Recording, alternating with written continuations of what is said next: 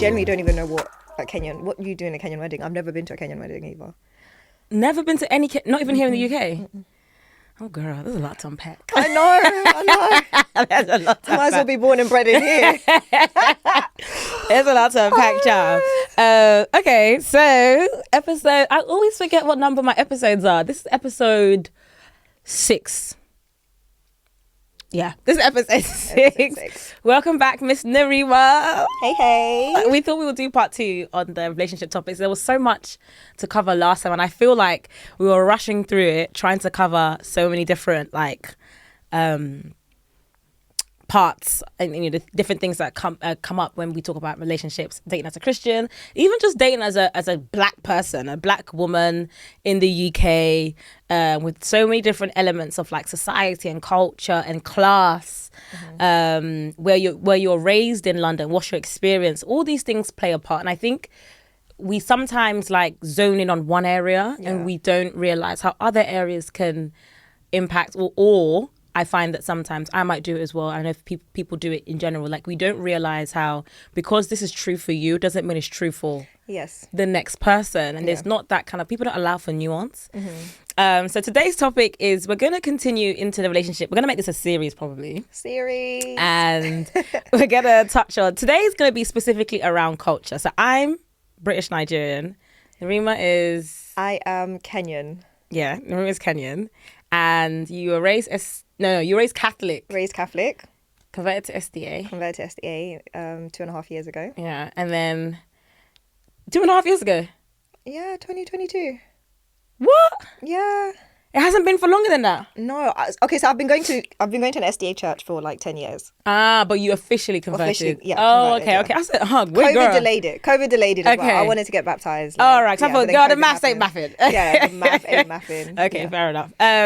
So you were also brought up in Luton. Yes. Have you been there like since you came to the UK? Yeah, I moved out for university in London, and then I moved back. Okay. Yeah. So London for uni, but mainly Luton. Yes. I mean, also like London, and then Nigeria for my teens, Birmingham for uni. But like, yeah, most of my life is in London. Yeah. So we probably would have had different experiences with dating, culture. Definitely. All of that jazz. Yeah. I guess actually one thing is I haven't lived in Luton like the whole time. I've been born and alive. Yeah. I came from Kenya, so I'm Kenyan born and bred. I came here in my early teens. Yeah. Okay. Yeah. So how do you find the fact that you being Kenyan has played into how you've dated or in relationships, or how has that affected you as a person?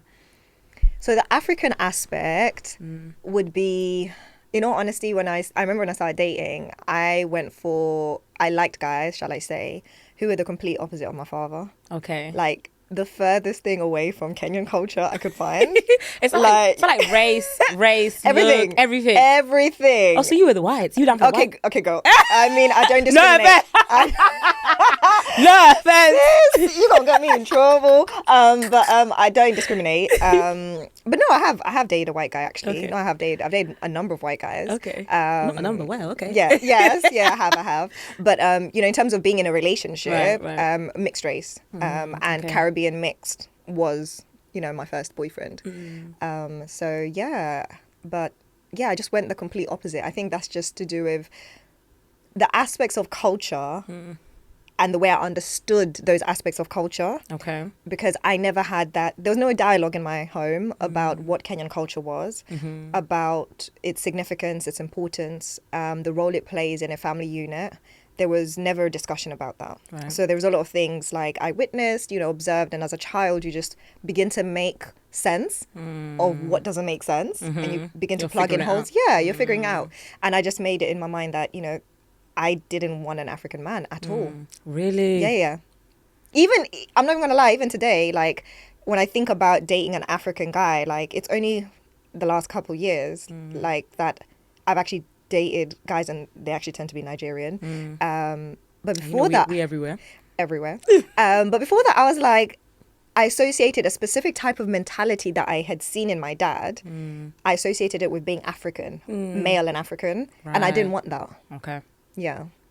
Okay. So it was a struggle at the beginning of my dating. And even now, I think now I've been opened up to different types of Nigerian men and seeing that, you know, not every individual has that type of mentality. That they're more, you know, encouraging of, you know, women having careers and, you know, not necessarily just being at home and, you know, being the main caregiver for the children and stuff like that. So whereas my perception is on, you know, the minute you get married to an African man, that's it, game over. Like, you stay at home, the home is your world and the kids are your world. Exactly. You cook for me, make sure there's a meal on the plate and no questions asked. Like, you know, I give you an allowance, the bills are covered. But yeah, that waiting hand and foot as well on money from my husband. Yeah, I could not see myself living that way. Not in the way I was raised as to what I saw my mum be.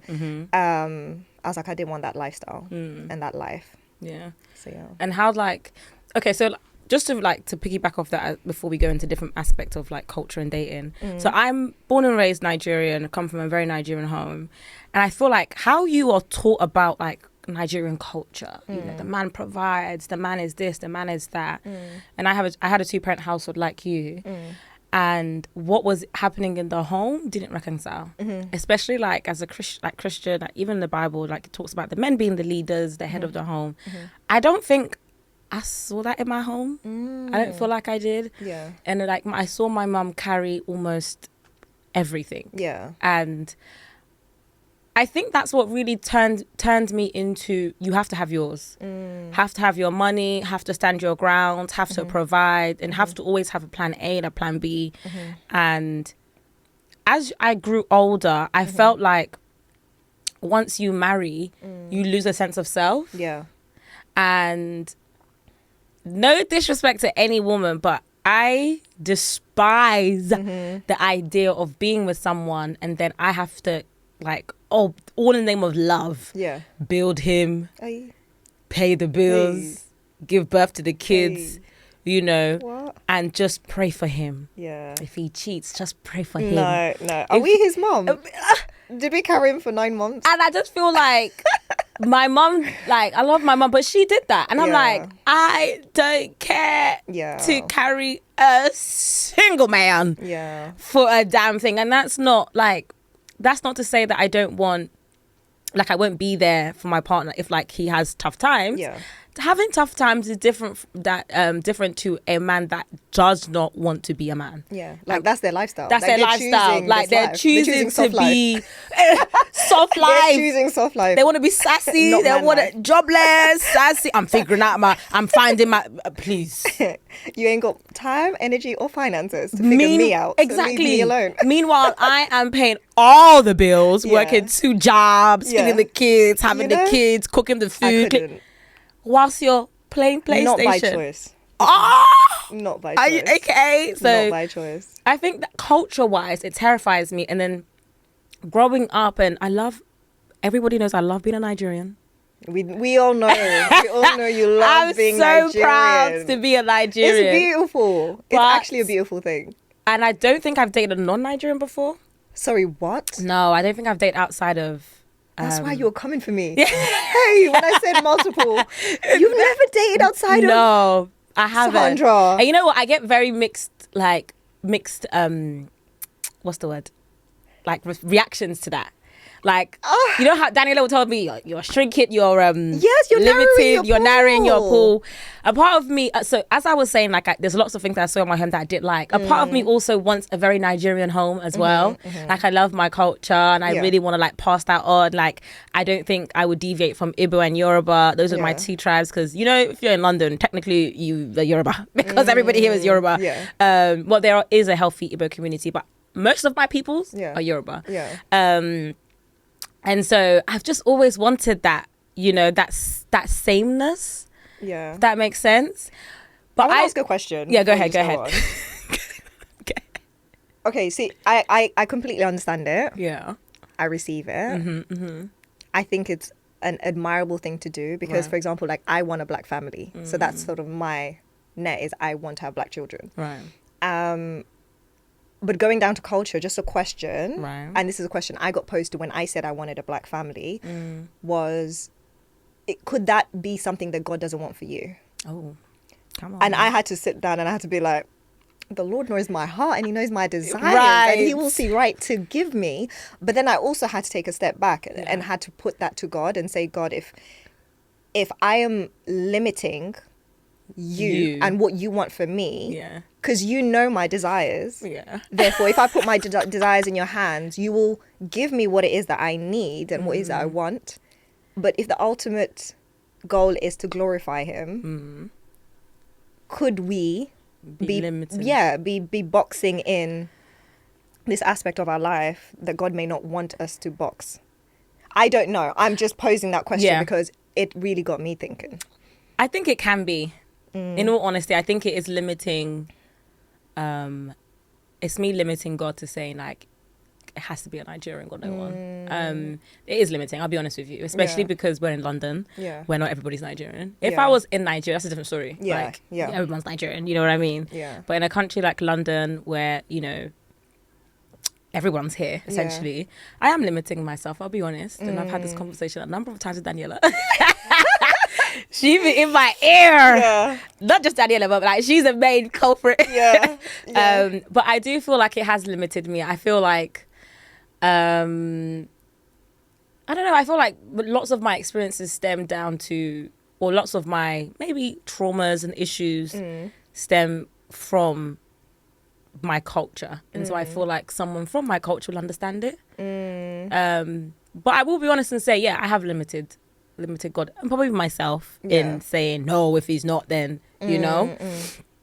I'll say I'll say yeah. It's quite deep, isn't it? It is deep. Because God could be like, I have the perfect person who, if you allow me to bring them into your life, they will love your culture and learn to love your culture just as much as you love them. Right. And will even probably respect your culture better than a man who is Nigerian. Because I've always wanted to eventually do stuff in Nigeria, and I don't want the fact that my partner isn't Nigerian to limit that.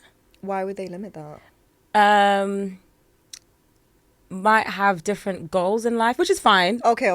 So you mean like for maybe moving back there and stuff like that? That too, and like how to raise the kids and everything. And I think it's important to understand that not everyone's going to be aligned. Like two people are not always going to have the exact same vision. That's impossible. Like there's going to have to be compromises. There's always going to be compromises at the beginning, in the middle, and the end. You're always compromising. But I think I remember meeting someone last year. Excuse me. And I was kind of like sharing the ideas of, in the future, I do want to kind of like be back and forth and stuff like that. And I have all these ideas. And he was just like, yeah, like he's not with it. Like for him, it's like, I want to be married and have my kids and just be here and have nothing to do. He was Nigerian, but he doesn't, I don't think he'd been back to Nigeria for a very long time. I don't think he had any desire to either. Where he was in his career, he was going into entrepreneurship. He was doing very well for himself, you know. So that we weren't aligned there. Okay. And I just didn't want to feel like the things that are on my heart, I get with someone and they go. I do know in some areas there will have to be some sort of compromise. But if you're flat out like, I'm not really... You know, I want to get with you, marry you, you stay here, look after me, look after the family, have the kids, and then let's see what the next 20, 30 years. 20, 30 years is a long time, you know.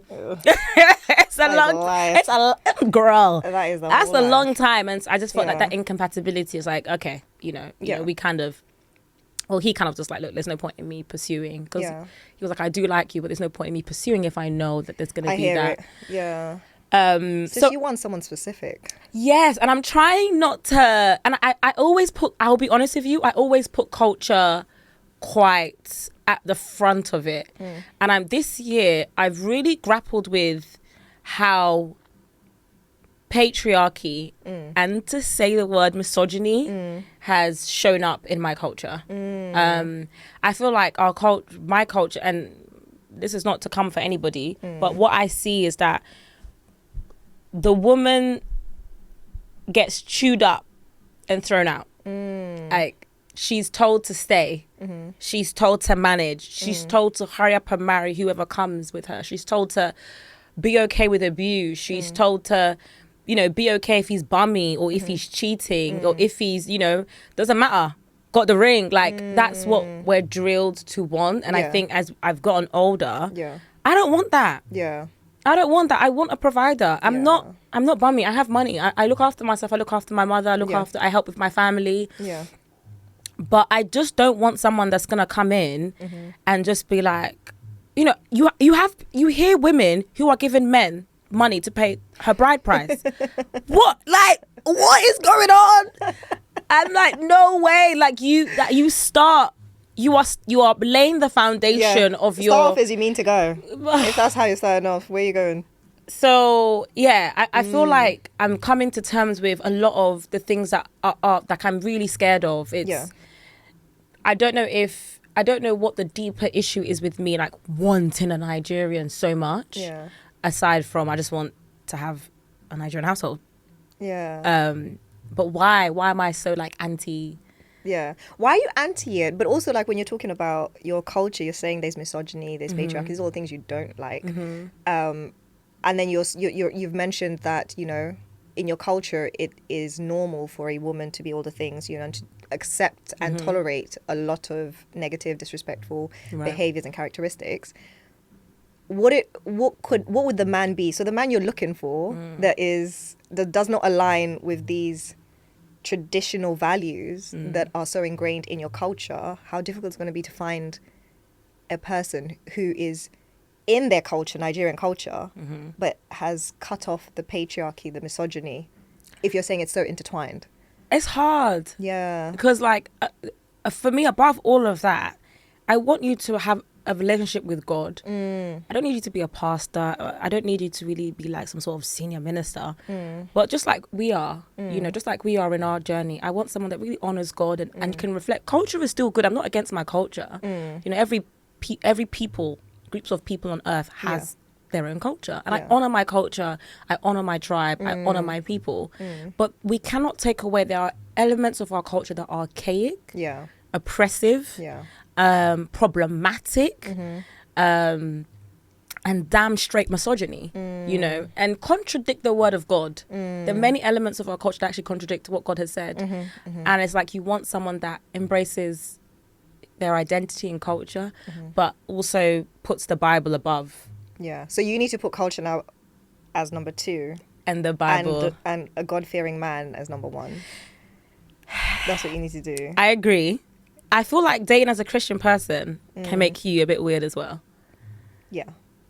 So is that why you're saying I don't know about putting Christianity? It's just Sandra. Do you not find like some Christian babes be weird? No, they do. They're a little bit strange. They can be but weird. It's especially the ones who are in the word, right? But the thing is, you have to think about it. Yeah, that means we are so desensitized and we are so programmed to accepting and putting the cultural norms and the cultural wretchedness and disrespect as what is acceptable, that we ourselves, when we are actually seeing a Christ-like man, we're like, oh my God, so weird. So what do we want? And this is even a question that's been posed to me that I've had to reflect on. When there's guys in the church who like in their word, they have positions in their church, like they're leading out on Bible studies, like great, but something just doesn't click. And I won't front and say like, girl, listen, okay, there's something a little bit exciting about the world. I'm not going to lie. There's something exciting about it, right? And you kind of, and this is, even as I'm talking now, God is reminding me of, you can't be lukewarm. You have to be hot and cold. But is that the reason why she's not going to be a weirdo? No, but this is, I know. Is that why it's not the same thing. Like, there's no reason to be weird if you're a Christian. I just feel like, but then what's weird? Like, I find that guys who are in the church, I can't have a conversation with them about what I would consider normal things our age. So I can't, majority of times with a lot of them, I've been able to build a relationship with them. Okay. But then in conversation, they say they can't have conversations with Christian girls, women, because they can't have general conversation about dating, about whether like about sex in relationships, or just, do you know what I mean, the current society where it's so sexualized, like you can't have those open conversations with people in the church because it's like weird and it's taboo. It's like, oh, don't say that word, don't say that word. And I think because I wasn't raised in the church, I'm just open about those conversations anyway. Right. But I get it when there's some guys I've had conversations with and they're like, oh, wow, we're going to talk about this. And I'm like, Yeah. why are we not going to talk about this? It's like, this is live. it's like everything that's like, unless you're like 10 feet apart, Holy Spirit in between, Bible on the lap, like you can't communicate. Like it just, I have to wear a big old gown and show that I'm in the church Monday to Sunday. And like it almost makes you, I feel like it's made me find dating difficult. I find it difficult. You just never know, like, if you're being like, I was judged all the time in church. I was judged all the time. Regular plain Jane, you're judged. Like I remember in youth, we were in the church and I remember one of the leaders or whoever was just like, oh, you shouldn't wear skinny jeans. Skinny jeans Not is the skinny not jeans. the skinny jeans, child. What did they do to you? You know, back then it was trending. So What? everybody had skinny jeans on. Oh, like you shouldn't wear skinny jeans and blah, blah, blah. And, it was in a room full of all of us, girls, boys. It just feels like you're demonized at every corner. Everything was always about the outward. And what else did he say? Another person was just like, oh, he has a testimony because he was on the bus and he saw somebody, like a girl had a vest up on, but like the bra strap was like out. Are you serious? And wow. Not in the summer, not in the heat. Not in the 35 degrees sometimes, all up in June. You can't wear a vest up. You want me to wear what, a sweater? Hey. Like, see, this is perfect because I personally have an issue with people who want to dictate what other people should be wearing. Your mind is the problem. Because we live in a world where we're meant to be able to open our church doors to prostitutes. Facts. And they should be able to have come from a night of rendezvous, all up in the church trying to find Jesus. And you're meant to be able to welcome them. Okay, you may not have them sit there in a G-string and a thong. Like, come on, you might get a little cover up. Someone might give them the scarf. Let me give you a little We're still in the house of the Lord. But they should be able to come in. You're meant to be. It's all in your mind and it's in your heart. God says, like, he looks at the heart, and you could sin with your thoughts. Right. You do not have to put it into action. God says, as you think it, you've done it. Yeah. So I really feel like people who do try and dictate what individuals should wear, what they should do, what they should look like, in my eyes, they have an issue internally. They're the ones who are, in my eyes, trying to be like the Pharisees, where they're just doing everything for show, and they're not actually looking within. Because God has blessed women with all sorts of body types. Come on now. I'm a small girl, I'm not curvy that much. I will not wear a bin bag. I'm sorry, I'm going to dress to look good. The Lord, you've been endowed and wonderfully made. Come on. So how am I going to come and look like some old bin bag? It's not going to happen. And this is the problem. It just doesn't make sense. And then, so I'm like the opposite. At the moment, I've got a little bit more weight on me. Girl, you looking I'm beautiful. also like, I'm like on the opposite. I'm curvy and, shapes, and I feel like throughout my teens and my 20s, it just felt like, oh, like you shouldn't be wearing that. There's one time I came to church and one auntie was like to me, I went rock climbing with some friends from work. We work activities. I went rock climbing, had a great time, and I thought I wouldn't make it back in time for church. Turns out I had enough time to go to church. So I thought I'd pop in, and I had like gym gear on. And one of my aunties was like to me, oh, are you coming in like that? I hope you won't steal anybody's husband. Insecurities. And I said, first of all, ain't nobody wants your raggedy husband. Nobody wants your husband. No. Like, and why would you, like, anyways. Do you know what happened to me during COVID? Yeah, I was hosting online church for my church. And I took a photo in my living room, like, I was wearing, it was summer, I was wearing like a sleeveless top. Yeah. I took a photo, but I cropped it to my collarbone, literally collarbone and shoulders. You can't see no cleavage, nothing, Put that as my photo on Zoom, doing online church. I got a message from 2 women saying, your photo is inappropriate.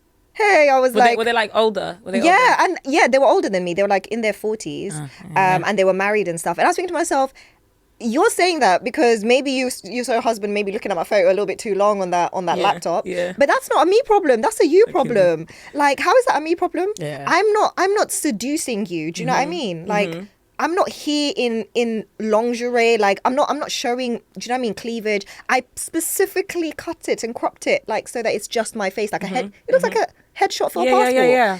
And you have an issue with that because you can't see a top because my shoulders are not covered. Like, what is it? This is the culture thing. Like, even going from, like, we've spoken about, like, where we're from and stuff like that. But, like, even the church culture with itself, like, it just makes dating...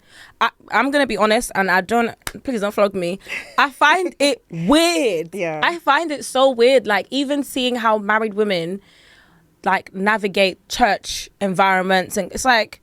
Once they get the ring, they're looking at you like, oh, it's a qualification. Oh my gosh, I don't understand. Don't come to my husband. No. You're the only one that wants him. You're the only one that wants him.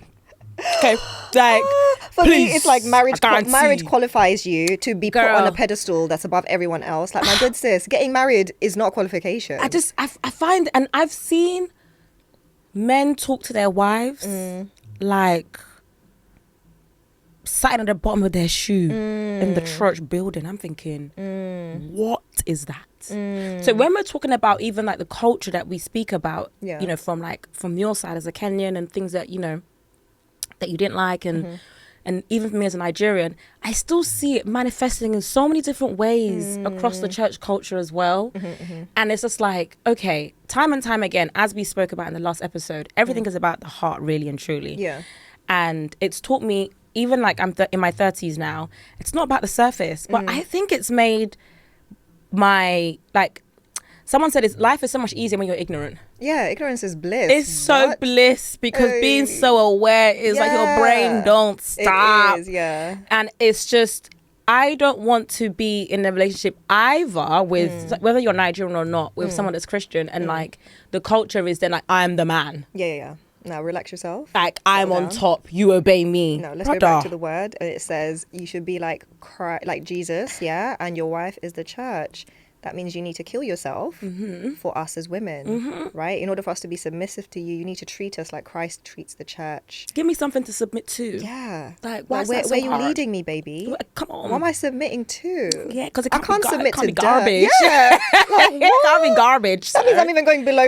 I'm going below the dirt. Come on now. Rate me. Hey. So we're the head, not the tail. You want me to become even worse than the tail. Come on now. Make it make sense.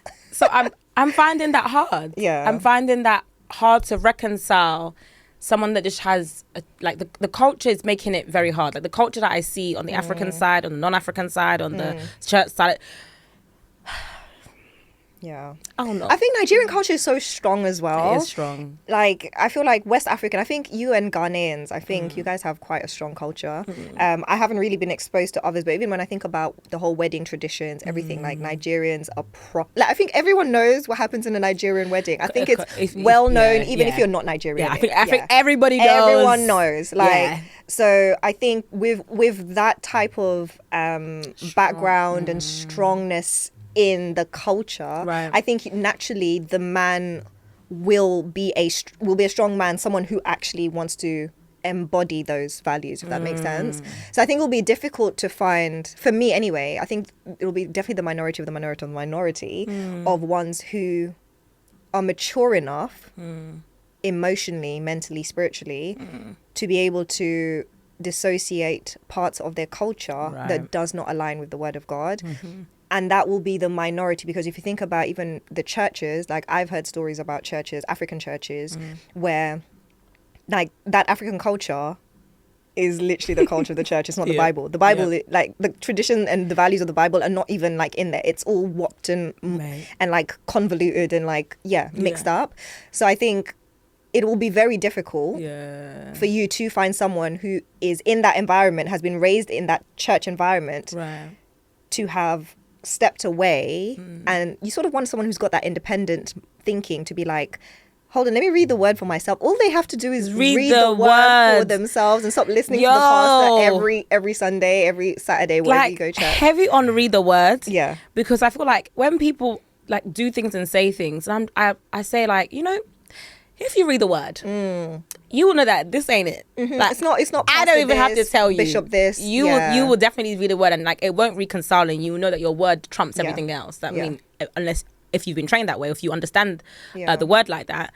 But I think I'm I'm struggling so far with that. And I also feel like reconciling, like being comfortable in who I am and knowing that I can express myself and it doesn't take away from my validity as a Christian or my authenticity as a Christian or whether I am a Christian or not. And I struggle with that. Yeah. And I think it's down to culture from the African side, from the Western side, from like, it's just, I think it's difficult for me to like cut through the noise. Yeah. And It's always hard to do. And we're always asked as Christians to do the hardest thing because the hardest thing is the right thing because it's going against the norms and the grains that's accepted in this world. So it is difficult, but just stick at it. And so long as So that concludes part one, my dear brethren. Thank you for listening in. Thank you for tuning in. Hope you enjoyed. Do like, share, subscribe, all that jazz. Follow everything, please. Tell a friend. And do share your thoughts as well. Part 2 will be out later on in the week or next week, depending on how I feel. Do stay tuned. The conversation does get more juicy. You'll find juices in myself. But yeah, thank you for listening and see you in part 2. Bye.